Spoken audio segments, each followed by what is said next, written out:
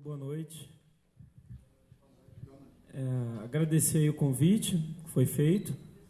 Eu estou um pouco rouco, vou tentar, acho que o microfone ajuda um pouco. A gente vai iniciar esse módulo tentando responder algumas críticas que o marxismo vem historicamente fazendo em relação ao anarquismo.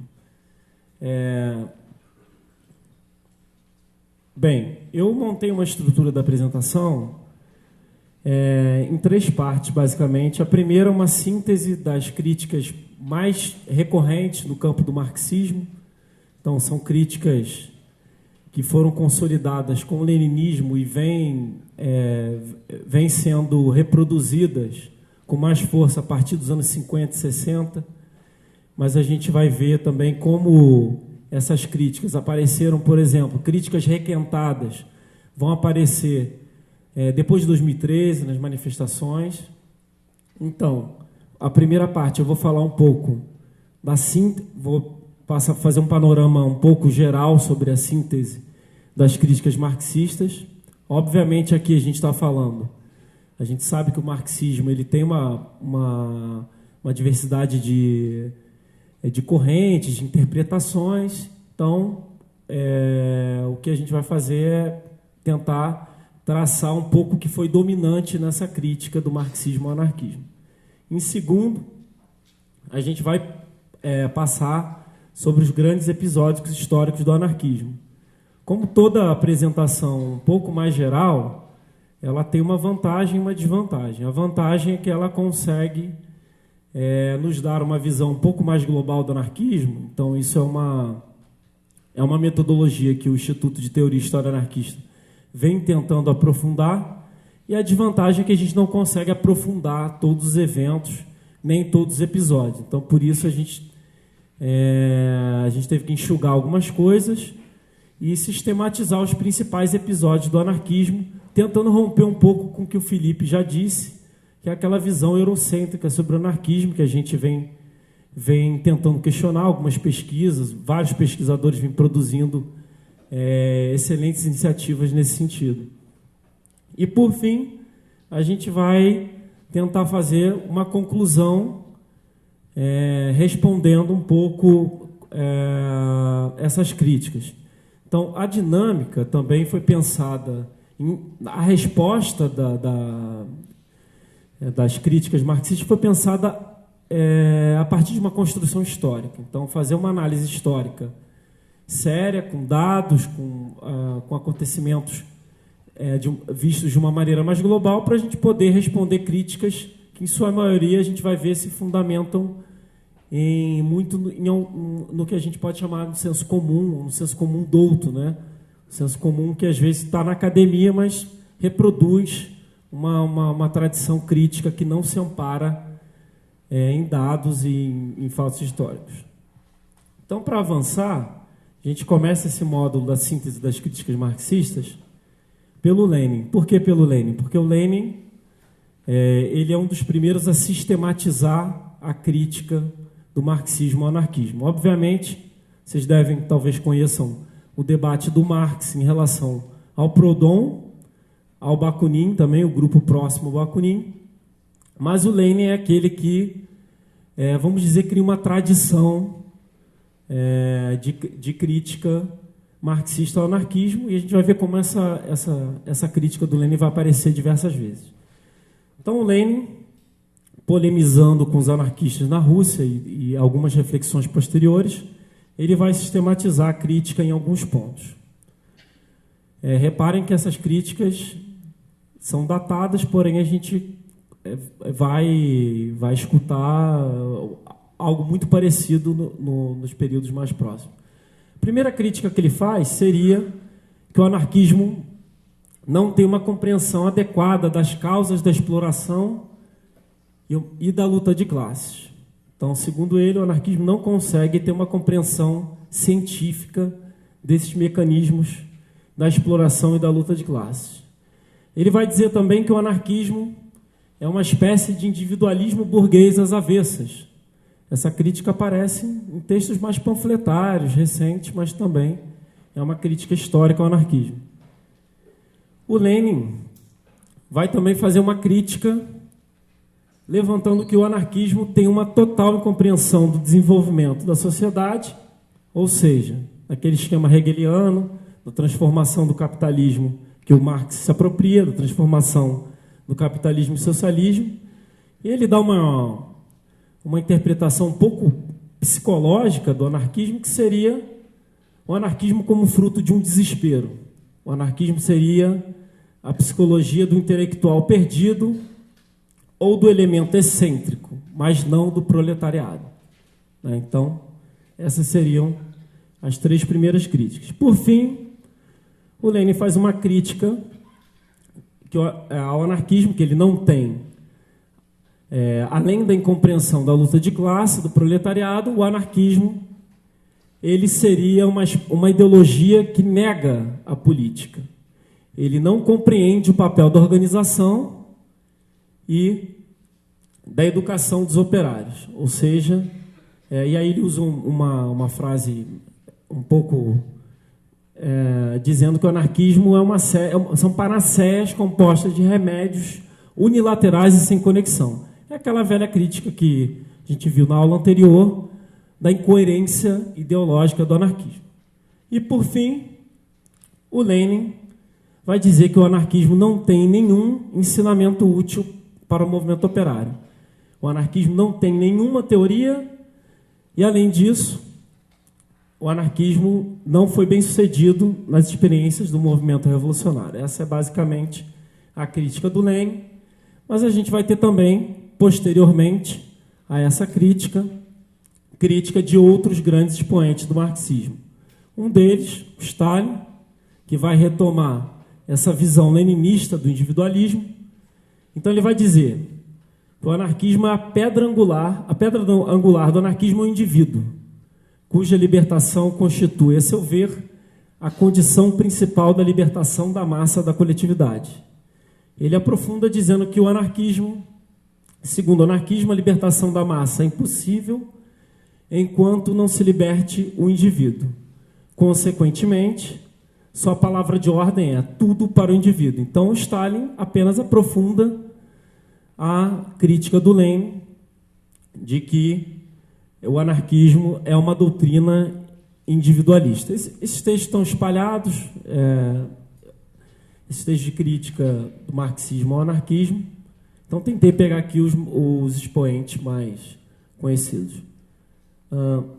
E, por fim, a gente tem também o Trotsky. O Trotsky ele vai ter uma polêmica com os anarquistas, tanto na Revolução Espanhola, mas também em relação a Kronstadt, porque ele se envolveu diretamente na repressão do Exército Vermelho a Kronstadt.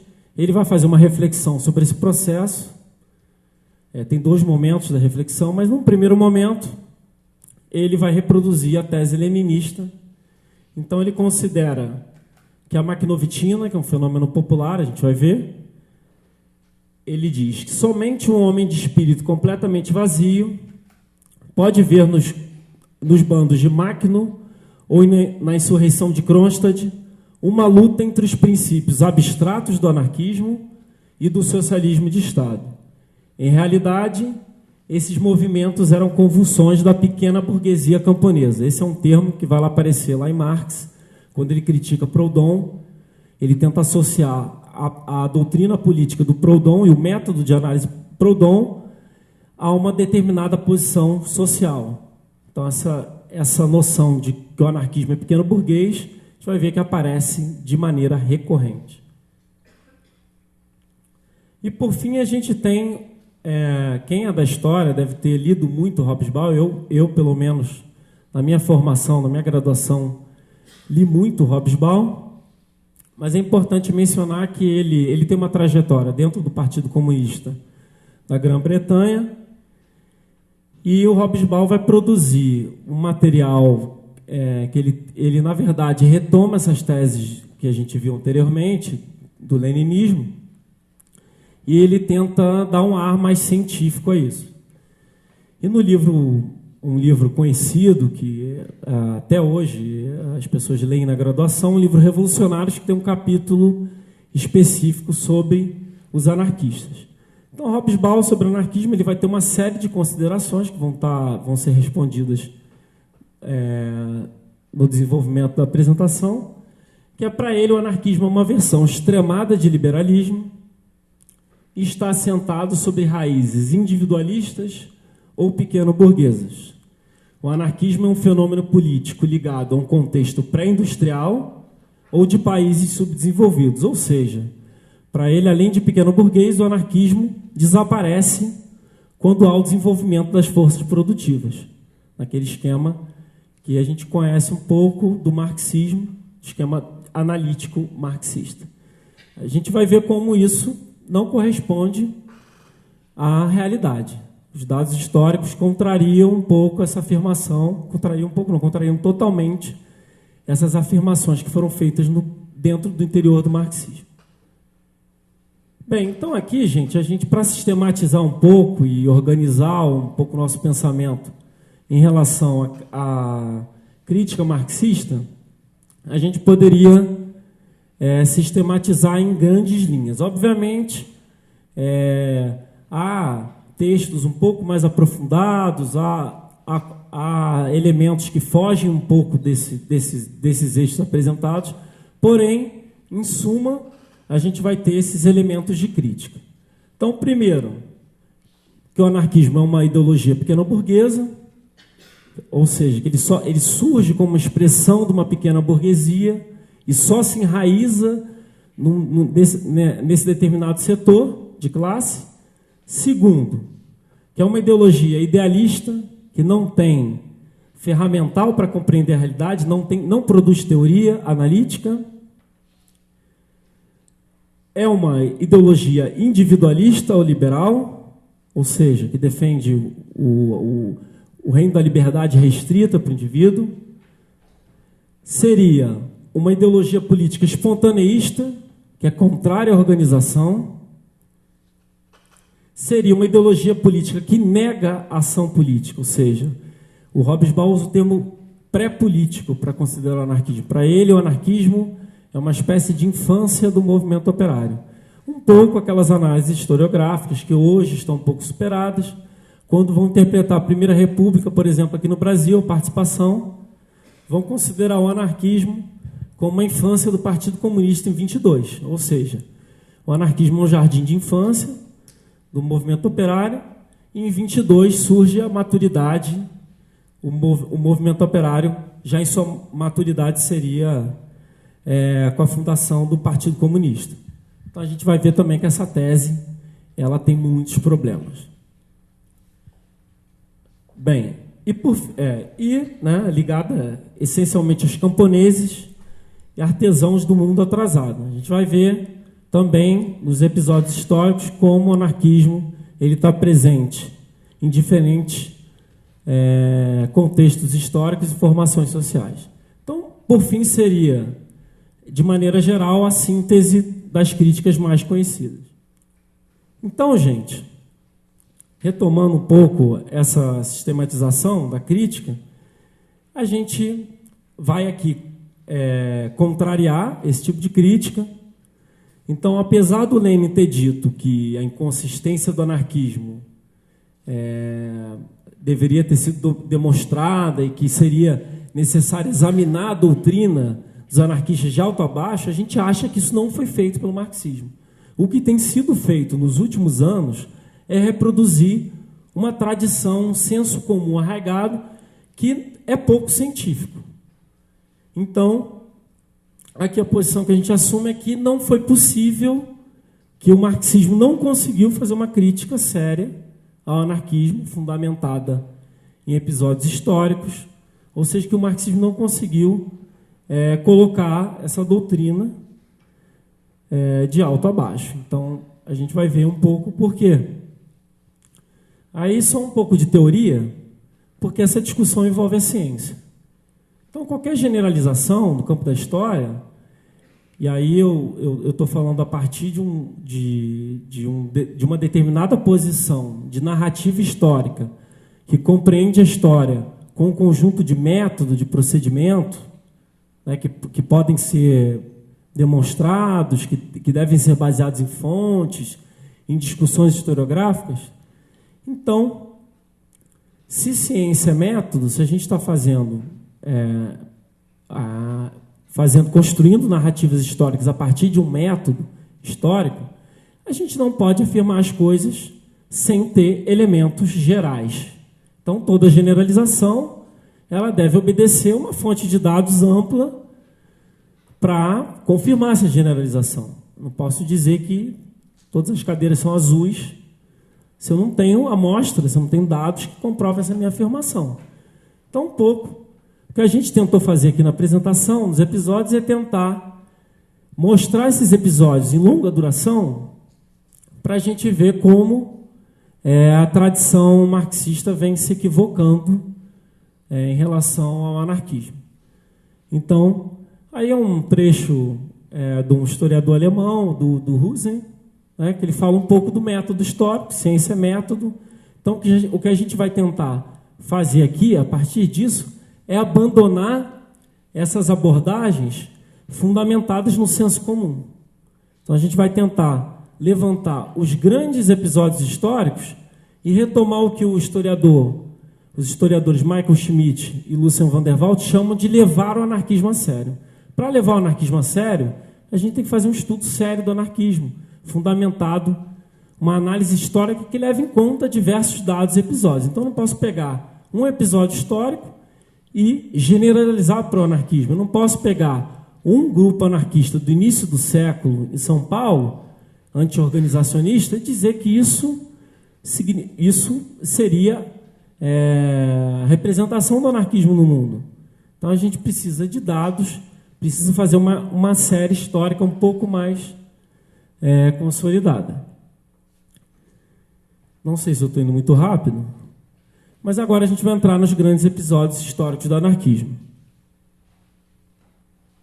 Justamente para a gente ter uma visão que leve em conta as permanências, as continuidades, uma análise histórica que não fique restrita à Europa, a esse eixo que a gente já viu que é eurocêntrico, que analisa a América do Norte e a Europa.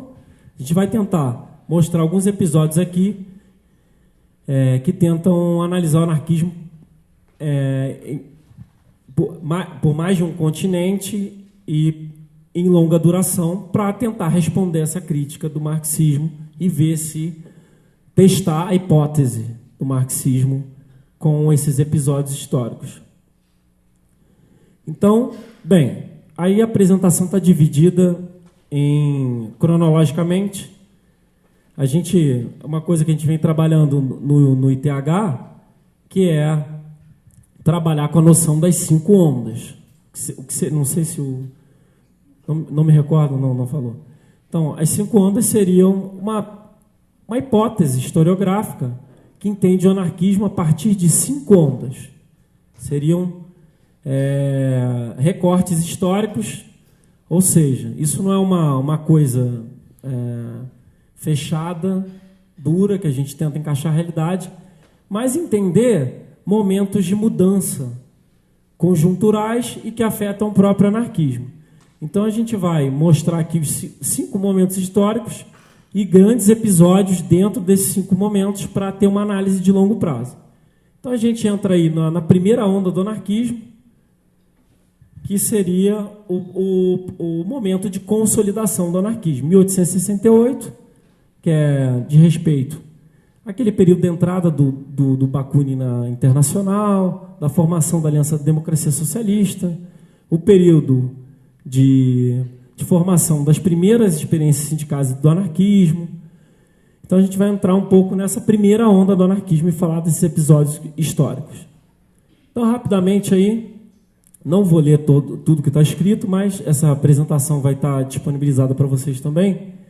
Mas é um contexto da segunda Revolução Industrial, é um momento também de imperialismo em alguns países, de algumas potências sobre outros territórios, um momento de conformação das primeiras das indústrias, desenvolvimento industrial muito intenso ao redor do mundo. Lembrar que o século XIX ele tem transformações muito aceleradas depois da segunda metade.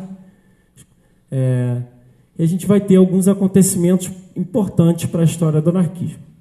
Bem, vamos começar. Primeiro, é o momento de conformação do anarquismo. Então, a gente tem, basicamente, o anarquismo se conformando em 3 grandes espaços geográficos. A gente vai ver como é que, um pouco por alto, como se dá essa conformação. É o momento que o anarquismo surge de um setor específico do movimento operário.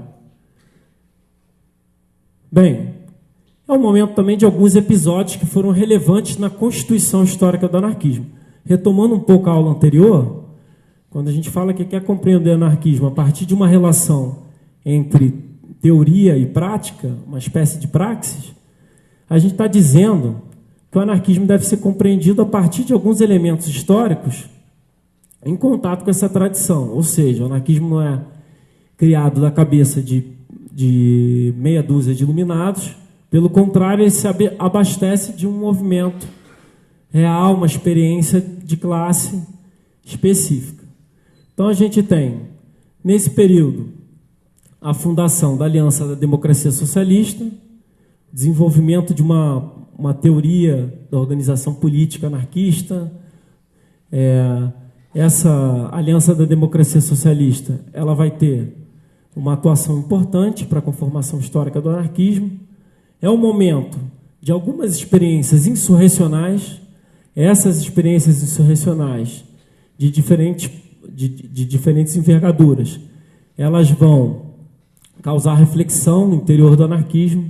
Por exemplo, a Comuna de Lyon, na França, que antecipou a Comuna de Paris em 1871. A Comuna de Lyon tem participação de anarquistas. A Comuna de Paris, minoritariamente, mas é uma experiência histórica, inclusive clássica. A Comuna de Paris vai ser discutida pelos principais clássicos do socialismo. A gente tem as revoltas cantonalistas na Espanha. O mapa está bem pequeno, mas onde, não sei se dá para enxergar direito, mas as estrelas negras, locais na Espanha. O anarquismo chega muito cedo na Espanha, locais na Espanha onde o anarquismo tem protagonismo, onde a gente está vendo as estrelas negras, protagonismo nesse episódio insurrecional. A gente tem alguns processos insurrecionais de curta duração e sem necessariamente ter uma base social de massas, que é o caso da insurreição de Bolonha, a insurreição de Benevento. A insurreição de Benevento, Malatesta participa dessa insurreição, inclusive vai fazer reflexões críticas sobre os limites dessa estratégia de tentar um processo insurrecional sem ter uma ampla base social. Lembrar que depois da Comuna de Paris, a Comuna de Paris, ela ocorre no momento... Passar aqui, isso aqui é a visão geral, a gente vai ver aqui. Então, vamos ver caso a caso aqui. Então, primeiro a Comuna de Lyon. A Comuna de Lyon, ela é um movimento revolucionário com participação de republicanos, socialistas e anarquistas. Lembrar que o anarquismo ele se conforma nesse período, mas ele está em diálogo com outras tradições e está em disputa com outras tradições também, tanto no campo do socialismo como também esse republicanismo mais radical. Então, é uma revolta relativamente curta que visava criar um poder autônomo na cidade para se contrapor ao centralismo do Império Francês. Vai ter a participação do Bakunin, ou seja, o Bakunin ele não teoriza a partir de uma doutrina abstrata. Ele, a partir desses elementos concretos de participação dentro do interior do movimento operário, ele faz algumas reflexões e vai desenvolver a sua teoria política. Por isso, às vezes, a gente tem uma dificuldade ao ler esses autores anarquistas, porque a gente lê deslocado do seu tempo. Bem, a Comuna de Lyon vai proclamar uma federação revolucionária das comunas, vai ser uma primeira experiência, vai ensaiar uma experiência revolucionária na França, vai durar apenas 24 dias, mas vai servir de referência para os próximos acontecimentos revolucionários. Só não vai ser maior que a Comuna de Paris, que é o grande acontecimento. Alguns pesquisadores chamam a Comuna de Paris de primeiro governo operário, né? Pesquisadores marxistas. Né? Na verdade, a Comuna de Paris é o primeiro processo de autoinstituição da classe trabalhadora. É o momento, talvez, com mais profundidade de aplicação daquelas ideias radicais que estavam sendo discutidas no interior do movimento operário. Bem, ela vai ser um movimento revolucionário que tem a participação de blanquistas, jacobinos e mutualistas. O mutualismo era um setor dentro da Internacional que envolvia os proudhonianos também. Eles vão ter a hegemonia, o anarquismo, nesse momento na Comuna de Paris, ele é minoritário, mas a Comuna ela vai ser bem sucedida em alguns aspectos, no curto momento que ela existiu, vai criar um poder autônomo na região, vai criar uma república socialista, vai fortalecer uma ideia que vai ser retomada nos outros momentos da história do anarquismo, que é a ideia do povo em armas, ou seja, extinção do exército oficial e armar a população para a defesa daquela experiência revolucionária. Só que a Comuna acontece num momento muito complicado, que é a Guerra Franco-Prussiana. Então, por isso, ela vai durar pouco tempo, ou seja, o exército francês já estava derrotado, vai receber armas do exército prussiano para esmagar a Comuna. Né? Então, o Varlin, que é uma figura que também participa da Comuna, vai ser executado, vários revolucionários vão ser executados. A Comuna ela inaugura uma repressão brutal ao movimento operário europeu. Ontem, na aula, o Felipe tinha comentado isso, como a Comuna é um momento de repressão que vai causar uma certa diáspora de revolucionários europeus para diversas regiões do mundo, como isso vai ajudar a conformar o anarquismo em outros países. As notícias da Comuna também chegam em outras regiões, aqui no Brasil, em outros países da América Latina, etc. A Comuna vai deixar um saldo, apesar das suas conquistas revolucionárias, ela deixa um saldo brutal de mais de 30 mil mortos, mais de 40 mil detidos. Para ter noção, os cemitérios da cidade de Paris ficaram completamente lotados, não tinha mais lugar para enterrar as pessoas. Então, uma repressão profundamente dura que se segue à Comuna de Paris. E aí uma foto, uma barricada na Comuna de Paris. A barricada é um método que vem da Primavera dos Povos, 1848, e é retomada pela classe operária, pela classe trabalhadora, como um instrumento de luta, um instrumento de ação direta. Bem, uma outra experiência histórica dessa primeira onda são as revoltas cantonalistas na Espanha. A Espanha, muito cedo, ela recebe a chegada do anarquismo e consolida algumas entidades sindicais incentivadas pelo anarquismo. Então, em 1873, vai explodir uma revolta de cunho federalista, o federalismo, né? A gente falou um pouco da autogestão, da ideia de autogestão na última aula, que é a ideia de você conseguir coordenar diferentes instâncias, mas com autonomia para cada espaço e com uma decisão de que a gente chamaria de baixo para cima.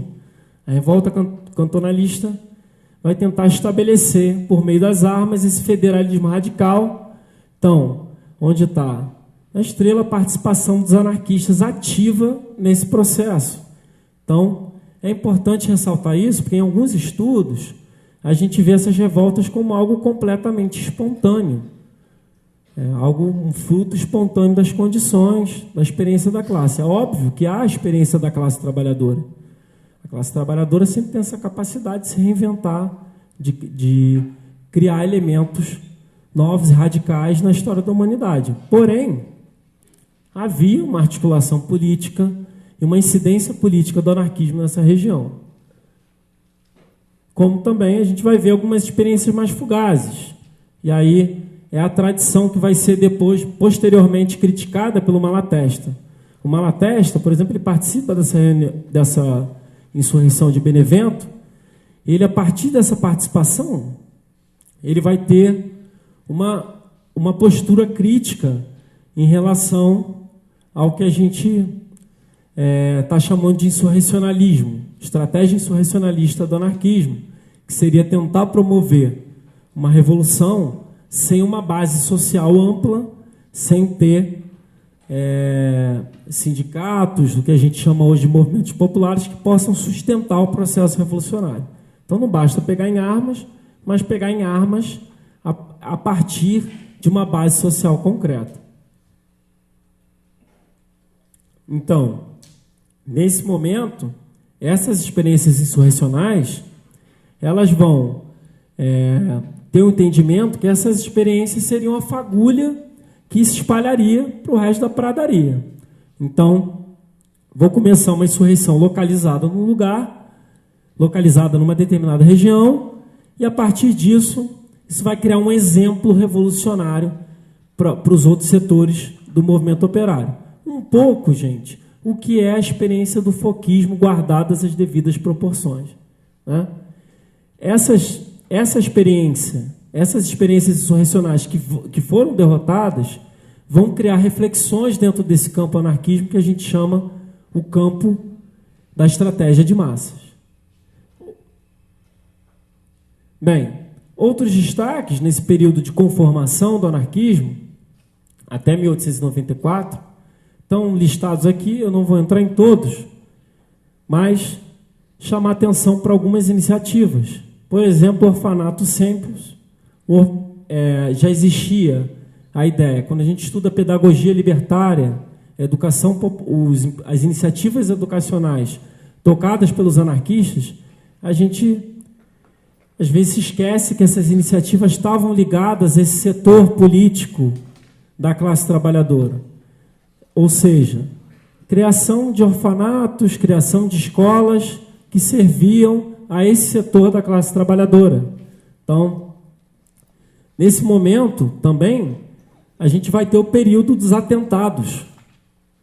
Não sei se vocês já ouviram falar no Ravachol. Ravachol, junto com o Emílio Henry, talvez os mais conhecidos. Ravachol, Emílio Henry e o Luigi Galliani são grandes expoentes desse anarquismo insurrecionalista, ou seja, aquele anarquismo que aparece muito em filmes do século XIX, né? O anarquismo que realizou atentados contra autoridades do governo, né? Grupos, círculos insurrecionalistas, né? Então tem a imagem do punhal e da bomba como instrumento de eliminação física dessas autoridades e na visão dos insurrecionalistas como isso motivaria uma revolução social. Então vai ter uma série de atentados, principalmente na Europa, na França, vão ocorrer muitos atentados que vão ser, os seus promotores vão ser duramente reprimidos, mas lembrar que essa estratégia insurrecionalista, ela nunca foi hegemônica no final do século XIX. Então, ao contrário daquela imagem que o anarquismo seria uma espécie de terrorismo, que isso seria algo hegemônico na história do anarquismo, nem no século XIX, onde o anarquismo estava se constituindo nas entidades de massa, essa estratégia foi hegemônica. Bem, a gente vai ter também uma presença muito cedo do anarquismo em outras regiões. Cuba, Argentina, Estados Unidos e África do Sul. Ou seja, o anarquismo não está localizado apenas no continente europeu, mas ele está se consolidando em outras regiões. Bem, fazendo um balanço rápido dessa primeira onda, primeiro, que a difusão do anarquismo de 1868 para 1886, ela vai se espalhar para esses três continentes. Segundo, que a estratégia fundamental do anarquismo, nesse período, vai ser o que a gente está chamando de sindicalismo de intenção revolucionária, Ou seja, um sindicalismo que inclui duas estratégias que o Felipe vai falar nas próximas aulas, que é o sindicalismo revolucionário e o anarcossindicalismo. A gente vai ver que há diferenças entre essas duas estratégias. Bem, no século XIX a gente tem também força nessas ações insurrecionais, que vão se dar basicamente de revoltas armadas e atentados. Né? Tem um atentado clássico de Emile Henrique, ele explode um café da burguesia, ele escreve um texto em defesa de um terrorista, que é um texto clássico desse anarquismo insurrecionalista, justificando a sua ação tendo colocado uma bomba dentro de um café. Bem, é um momento também de publicações e de iniciativas culturais, centros de cultura, escolas libertárias, escolas públicas com educação libertária. A gente vai ver como isso se difunde no período posterior. É o período de formação em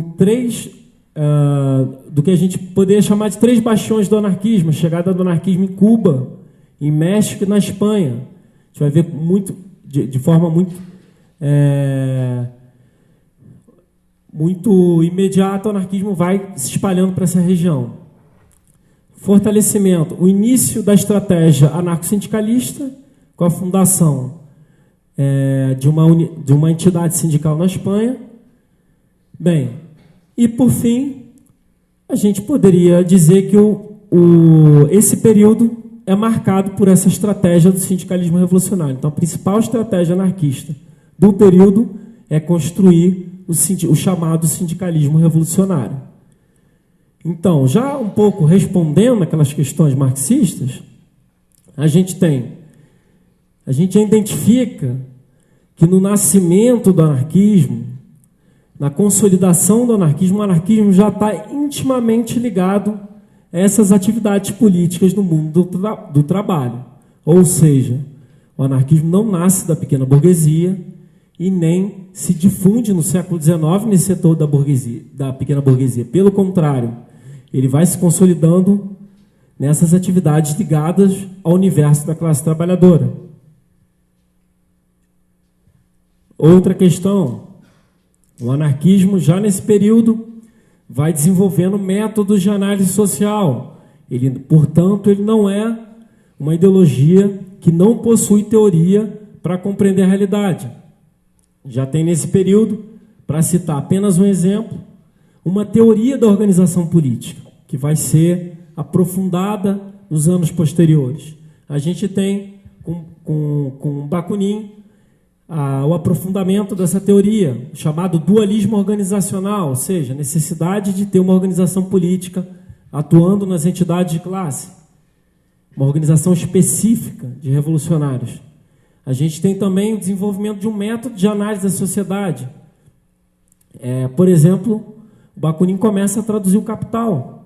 Ele tem divergências estratégicas com Marx, porém, ele compreende que, em termos de análise, havia pontos de concordância importantes para compreender o capitalismo naquele período. E o Bakunin vai desenvolver também o seu próprio método de análise em suas cartas, em seus escritos, em suas publicações na imprensa, em seu círculo imediato. Bem, e aí, também dialogando com aquela afirmação que o anarquismo seria uma espécie de liberalismo extremado. A gente vê que, pelo contrário, o anarquismo está dialogando com o campo socialista. Não é à toa que os anarquistas, foi mencionado anteriormente, mas podemos reforçar, alguns anarquistas vão refletir se eles deveriam usar o termo anarquismo ou não, se deveriam usar um sinônimo. Por quê? Porque eles se consideravam uma ala libertária do socialismo. Havia uma divergência com o grupo próximo ao Marx, que representava uma estratégia dentro da Internacional dos Trabalhadores. Então, é com esse campo que o anarquismo vai dialogar. Então, não há nenhuma ligação com o liberalismo. Outra questão que o anarquismo nega, já nesse momento, não é a ação política, em estrito senso, mas sim a ação política eleitoral. É a discussão que se dá no interior da Internacional com Engels, principalmente, com os comunistas alemães, que defendiam essa ferramenta. O Engels tem vários textos dele defendendo essa ferramenta do voto como uma ferramenta possível de transformação da realidade.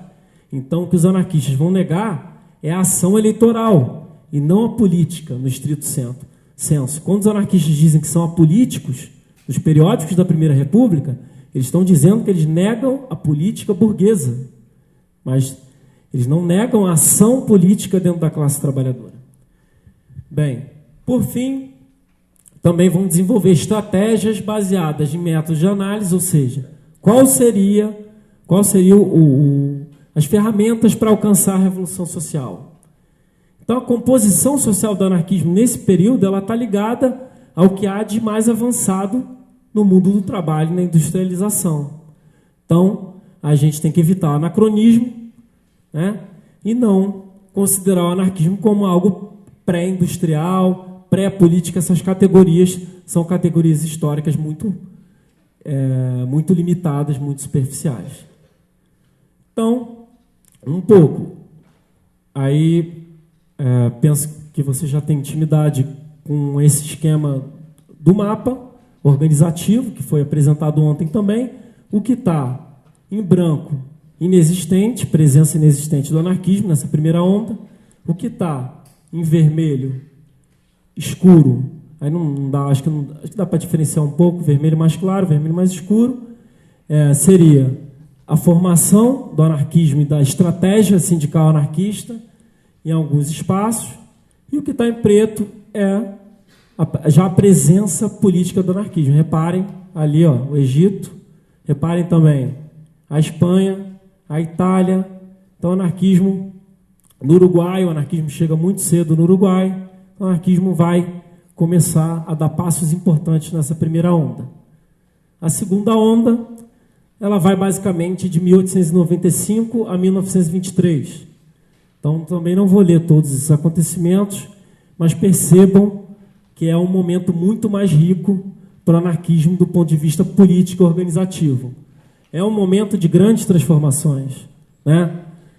Então, uma periodização possível do fim do século XIX, alguns historiadores empurram essa periodização até a Primeira Guerra Mundial, né? Que a Primeira Guerra Mundial ela vai mudar o equilíbrio de forças, vai fluir no interior do campo político anarquista e na classe trabalhadora. Então, a gente é o momento da segunda Revolução Industrial, é o momento começam as linhas de montagem, as grandes fábricas.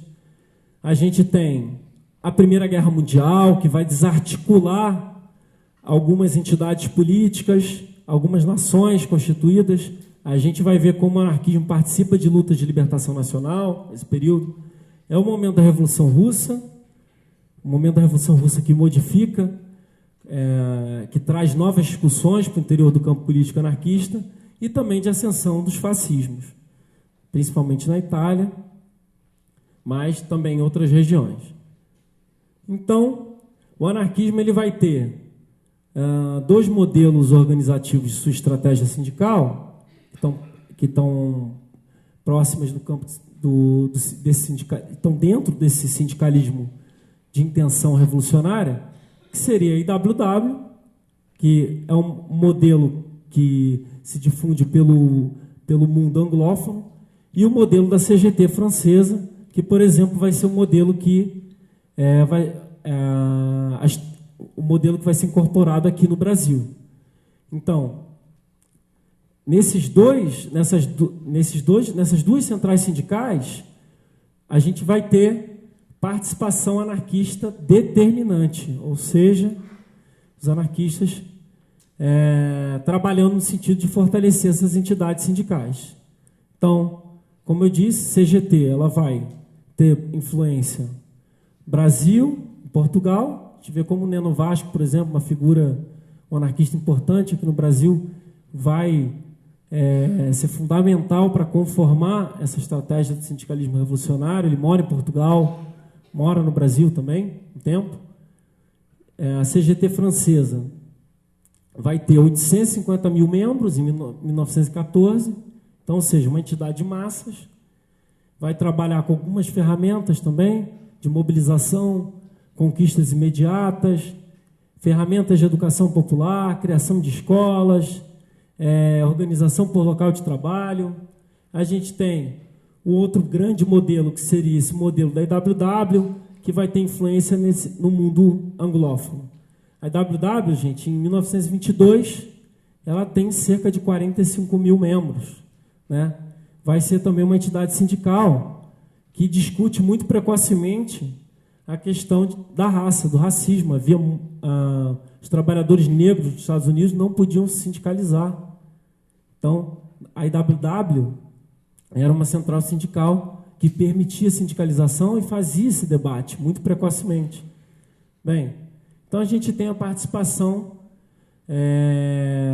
do anarquismo na constituição dessas duas grandes centrais. Fernando Pellotier, na CGT, e a Lucy Parsons, né, que foi falado ontem, uma anarquista afro-americana, feminista, que tem uma participação, participa desses debates sindicais da organização da IWW. Então, seria esses modelos que começam a servir de parâmetro para a organização. Então, o anarquismo vai estar se difundindo em algumas regiões do mundo. Bem, uma experiência revolucionária desse período, em 1903, vai ser a Revolta da Macedônia, que é uma revolta completamente ignorada. Seria mais um argumento para a gente pensar o quanto a Espanha não é exceção. Existem processos revolucionários antes do caso espanhol, mesmo que de menor ou maior envergadura. Então, a Revolta da Macedônia. A Macedônia, ela fica naquela região dos Balcãs. Hoje existe uma República Popular da Macedônia. Ela foi parte da União Soviética de 45 a 91. A Macedônia vai ter uma presença do anarquismo entre os camponeses muito forte. Então vão ter dois episódios que vão ser episódios revolucionários de larga escala. Uma revolta de Linden, vão proclamar uma comuna também, de Krochevo, e a insurreição, esse nome aí fácil aí, de Preobrogeni, e a proclamação de uma comuna chamada Comuna de Stranza. Então essa comuna, por exemplo, essa experiência revolucionária vai influenciar, quem viu o livrinho ali, a experiência do anarquismo búlgaro, né?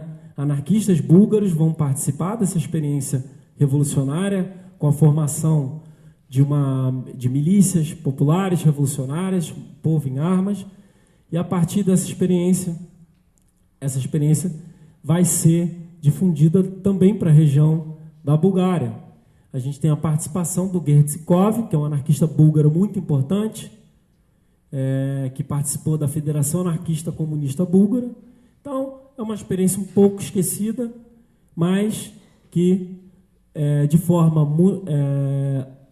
muito antes da Revolução Espanhola, e lembrar o seguinte também, gente, a gente está falando de experiências que fogem daquele eixo que a gente está acostumado a olhar as experiências históricas do anarquismo apenas na Europa, apenas naquele eixo político eurocêntrico. Bem, então passando aqui, uma outra experiência interessante, também de larga escala. Não sei vocês, mas quando eu estudei Revolução Mexicana na graduação, eu não ouvi falar dos anarquistas. Isso é uma coisa impressionante, como é que pode negar a presença do anarquismo na Revolução Mexicana, né? No Brasil, por exemplo, vamos formar comitês de apoio à Revolução Mexicana. A Revolução Mexicana, ela é uma revolução de grande envergadura do século XX, que vai deixar heranças até hoje. México vai ter a participação de uma organização política chamada Partido Liberal Mexicano. É interessante que essa experiência é a única, digamos, onde há um diálogo possível com o liberalismo. Também situar o liberalismo, um liberalismo do final do século XIX, não é o liberalismo que a gente vê hoje, mas esse partido era um partido que reunia uma série de correntes políticas no México e que vai gradativamente se tornar uma organização política anarquista. cujo expoente seria o Ricardo Flores Magón, que é o grande, um militante mais conhecido, que é um dos fundadores, um dos participantes dessa transformação do Partido Liberal Mexicano. É uma revolução que tem base camponesa, né? Ela está principalmente enraizada no campo.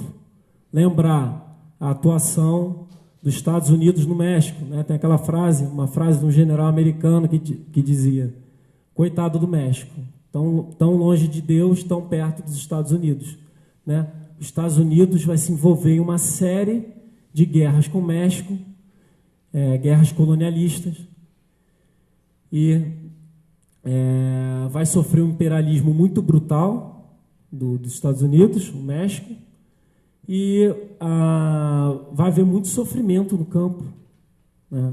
Muita fome, muita miséria. Então, essas condições que vão aprofundar um pouco o processo, o estopim do processo revolucionário. Então, a gente tem, nesse período, na Revolução Mexicana, a tomada da Baixa Califórnia, em 1911, com o apoio da IWW, ou seja, essa relação transnacional do anarquismo, ela está sempre presente. Ou seja, os anarquistas dos Estados Unidos vão apoiar o processo revolucionário no México. Inclusive, Ricardo Flores Magón vai ficar exilado nos Estados Unidos um tempo.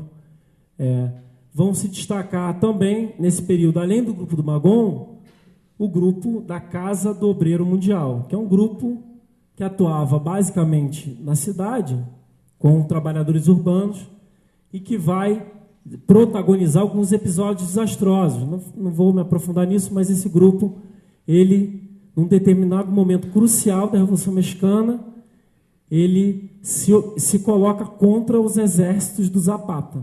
Ele vai, inclusive, vai ter escaramuças armadas com o exército. Mas a gente tem a participação do Flores Magón e do seu círculo próximo, o zapatismo, o Zapata e seu círculo imediato, eles não são anarquistas, porém, eles estão em diálogo com essa tradição do anarquismo, todo momento, né? Inclusive, o Zapata convida o Magón a imprimir o periódico do Partido Liberal Mexicano na sua cidade natal. Então, havia um diálogo muito rico. Bem, o magonismo também, ao mesmo tempo que ele sofre a influência do exército Zapata, do que a gente poderia chamar a posteriori de zapatismo, também vai ter certa influência nas ideias políticas.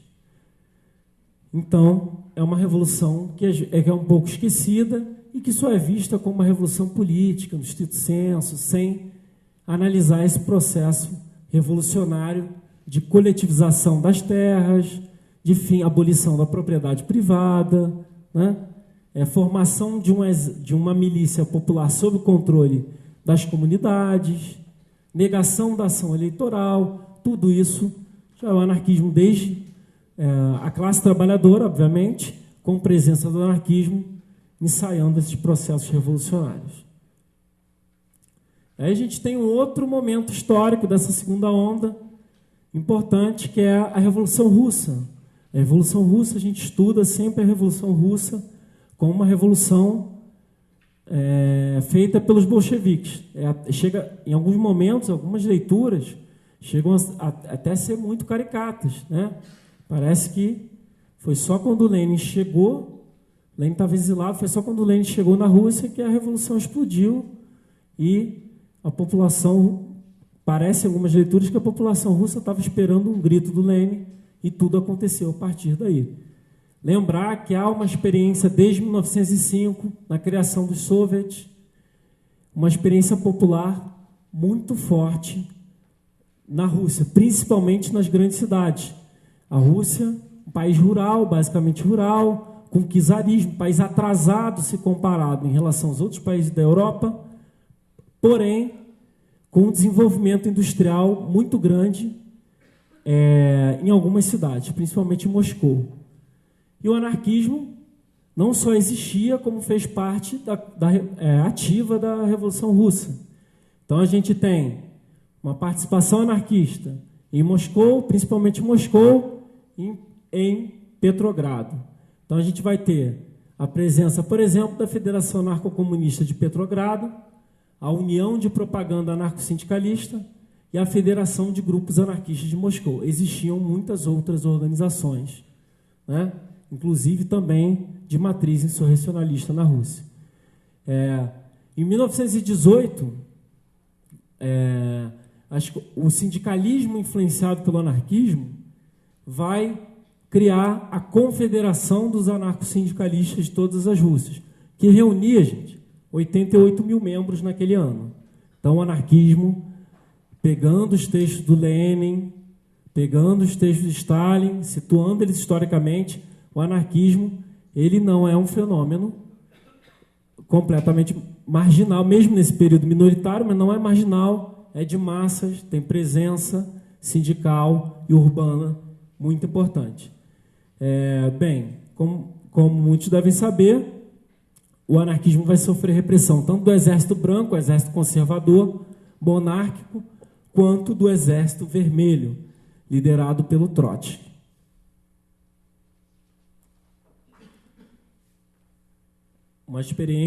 Essa experiência vai mudar muito alguns debates internos do anarquismo. Outra experiência de larga envergadura, talvez uma das grandes experiências dessa onda, é a Revolução Ucraniana, né? A Revolução Ucraniana já começa em 1917, quer dizer, ela é precedida por um trabalho dos anarquistas muitos anos antes. O Makhno, por exemplo, ele estava na prisão, ele foi preso. Quando a Revolução Russa estoura, o Makhno sai da prisão, o Makhno se torna anarquista dentro da prisão, muito jovem, e volta para sua terra natal. Já existia uma mobilização camponesa importante, com o enraizamento do anarquismo. Então, a ponto de que há a formação de um exército insurrecional de massas que reunia 110 mil voluntários em 1918, né? Que ficou chamado popularmente como Makhnovitina. Mas esse exército é um exército de base camponesa. Ele vai protagonizar lutas determinantes contra o Exército Branco, né? Havia um acordo de entregar a Ucrânia para os alemães. Então, o Tratado de Brest-Litovsk entregava a Ucrânia na mão dos alemães. O exército insurrecional makhnovitino vai lutar principalmente contra esse exército branco, vai realizar uma série de expropriações de terras, né? Vai articular congressos camponeses. Não está aqui, mas há uma estrutura muito complexa de organização. Não há nada de espontaneísmo na ação dos anarquistas na Ucrânia. Há uma organização muito complexa, tanto do ponto de vista político quanto econômico e militar. E esse exército vai estar ligado a um grupo específico anarquismo, que é o Grupo Anarquista Comunista de Guliá-Polé, que é o nome da cidade natal do Makhno, né? Outro grupo importante é a Confederação Alarme de Organizações Anarquistas, talvez uma primeira tentativa de confederar os anarquistas, tanto na Rússia quanto na Ucrânia. Então, sempre essa relação transnacional presente, né? O grupo que vai escrever a plataforma depois, com um documento importante, vai se inspirar um pouco nessa experiência de Nabat. E a participação do Nestor Makhno, que, como foi falado aqui, o Makhno ele é visto como um libertador nacional da Ucrânia, pelos poderes instituídos, né? Mas, além desse movimento revolucionário ter expulsado os brancos, ele era um anarquista. Ele vai ter um papel muito importante no anarquismo. Lembrar que a Revolução Ucraniana vai ser esmagada pelo Exército Vermelho. Eles vão fazer alguns acordos táticos com o Exército Vermelho, mas, em sua maioria, vão ser esmagados. Há uma ordem secreta emitida pelo Trotsky, né, que, por exemplo, vão convidar a parte dos oficiais que eram eleitos pela base do exército insurrecional para uma reunião e vão fuzilar todos esses oficiais, né? Então, vai ser uma experiência que vai ser esmagada pelos bolcheviques, com a ajuda dos brancos. Bem, outros destaques desse período. A gente tem a fundação da Federação Obreira Regional Argentina, que vai, essa é a chamada Fora, ela vai ter uma hegemonia muito grande nas 3 primeiras décadas do século XX, vai protagonizar greves importantes na década de 50, do Porto Marítimo. A gente tem, entre outras iniciativas, fundação de centrais sindicais importantes em outros países, no Brasil, na Espanha, na Itália, na Inglaterra, em Portugal. A gente tem experiências de greve geral em tentativas de insurreição no Brasil. Aí, chamar atenção para essa greve geral 17, uma organização ativa dos anarquistas numa tentativa insurrecional. E também a fundação da CGT no Egito, ou seja, o anarquismo ele não está limitado apenas a esse eixo, que a gente já viu, que é muito limitado de considerar o anarquismo apenas na Europa e na América do Norte. Fundação de várias organizações anarquistas e também alguns atentados que a gente já viu que vão marcar esse período dessa onda do anarquismo, da segunda onda.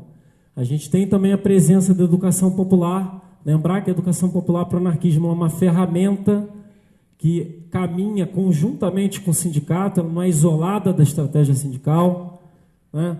A gente tem, na França, 250 universidades populares. No Brasil, por exemplo, em 1904, no Rio de Janeiro, vai ser criada uma universidade popular e mais de 40 instituições de ensino fomentadas pelo anarquismo que andavam paralelamente à luta sindical. Em outros países também, essas escolas vão se proliferar como um mecanismo de fazer a disputa cultural com o Estado. Bem, vamos fazer um balanço aí dessa onda.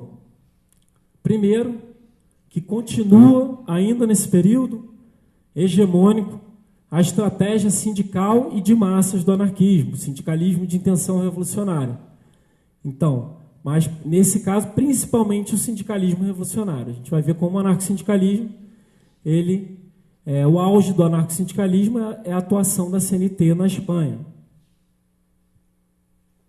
O anarquismo, nessas diferentes regiões e revoltas e revoluções, vai mobilizar por local de trabalho e local de moradia. As organizações específicas anarquistas vão ser secundárias nesse processo, porque é só depois da Revolução Russa que há uma reflexão interna muito forte no interior do campo político anarquista sobre o papel da organização política, retomando um pouco os aportes da Aliança da Democracia Socialista de Bakunin. A gente tem também o anarcossindicalismo, que é uma estratégia de dar um fim anarquista ao sindicato, que vai ser, essa estratégia vai ter força na Argentina e na Espanha, principalmente, né? Aí vocês vão ver na aula do Felipe qual é a diferença dessa estratégia, uma estratégia onde o anarquismo aparece nos programas do sindicato, como uma estratégia de construir o comunismo anárquico, que seria o anarcossindicalismo, e uma estratégia mais próxima da CGT francesa, do sindicalismo revolucionário. Bem, a gente tem também nesse momento a questão do racismo, da luta de gênero, né? A gente vai ter várias anarquistas envolvidas nesse debate. Na Espanha, a gente vai ver no próximo período como esse debate se aprofunda, vai se consolidando. Na Argentina, uma série de periódicos feministas que discutiam a questão de gênero no anarquismo. Bem, na China também, a questão do anti-imperialismo do anarquismo. Na primeira onda, já há participação, um pouco antes da primeira onda, do Bakunin em algumas revoltas anti-imperialistas, onde ele reflete, faz uma reflexão teórica sobre o anti-imperialismo, né? Principalmente na insurreição da Polônia, que era esmagada pela Rússia. A gente tem um momento também de luta anti-imperialista que o anarquismo vai ter uma participação como ou protagonista ou influenciando alguns rumos do movimento.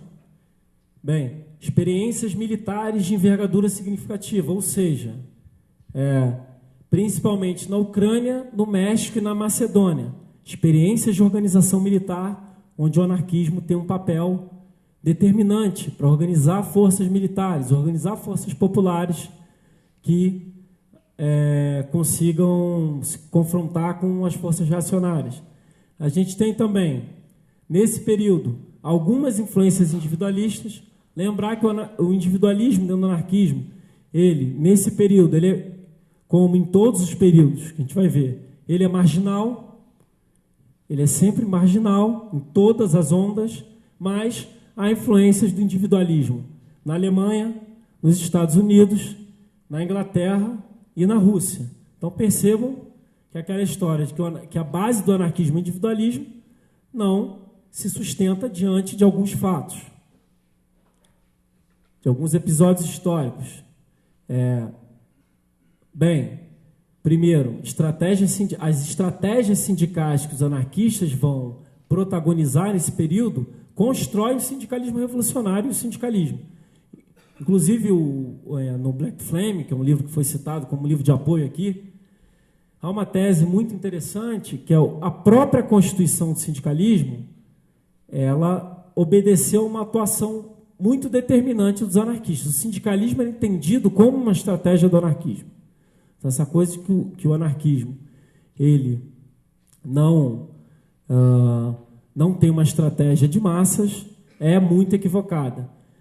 As experiências militares também vão questionar essa afirmação de que o anarquismo é espontaneísta, ou seja, havia organização de massa em territórios amplos, onde o anarquismo vai articular essa força militar. Contraposição àquela tese que o anarquismo só se enraiza em determinados setores da classe. Então a gente tem, nesse momento, o anarquismo se enraizando no campo, caso da Macedônia e do México, e na Ucrânia, e também minoritariamente na Rússia, um pouco no campo, mas mais na cidade. Então o anarquismo, nesse período, se enraiza nos trabalhadores urbanos do campo e da cidade. Greves gerais organizadas pelos sindicatos anarquistas. A greve geral 17 foi organizada prioritariamente pelos sindicatos e pelos comitês que existiam nos bairros. Então ela está longe de ser uma greve espontaneísta e que surgiu de forma aleatória. Os comitês de defesa proletária vão organizar essa greve. Outras experiências revolucionárias, que vão trazer a importância da organização política anarquista para esse período. Um debate dos anarquistas se organizarem politicamente. Então, a segunda onda, a gente consegue ver pelo mapa que o anarquismo, longe de estar reduzido a apenas uma região ou duas regiões, ele está em todos os continentes. Bem, vamos lá para um lanche agora? Bem, então a gente pode fazer uma pausa, a gente vai entrar na terceira onda, para avançar um pouco nisso aí, e vamos continuar aprofundando um pouco esses episódios históricos do anarquismo e os episódios revolucionários. Então, daqui a pouco a gente está de volta.